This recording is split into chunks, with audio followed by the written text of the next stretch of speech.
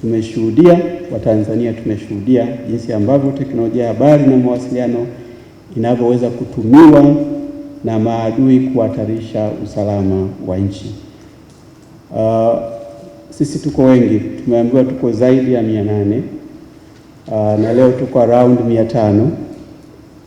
Unashangaa sisi huwa tunapigana kutokea wapi? Tumeambiwa sisi ni jeshi la serikali, lakini inakuwaje serikali wakati mwingine inashambuliwa na sisi tumekaa?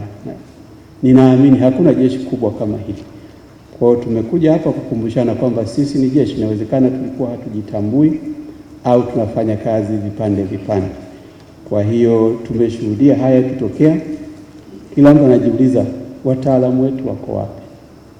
Tulikuwa na muda wa kujiuliza, lakini mpo.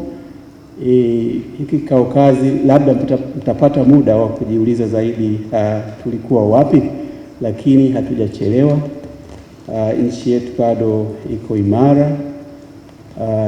Tanzania tunayoitaka tunaifahamu, na Tanzania tunayoitaka tutaijenga wenyewe.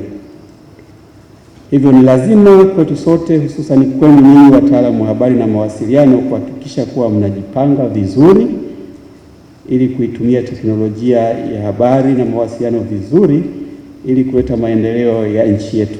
Aidha, ni matarajio ya serikali kuwa mtajipanga vizuri kukabiliana na matumizi hasi ya teknolojia ya habari na mawasiliano.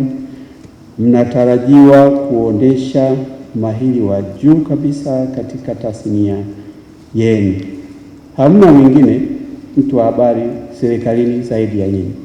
Kwa hiyo tunaposema nyinyi ndio tegemeo la serikali, ndio tegemeo la serikali. So you have to be on top of things.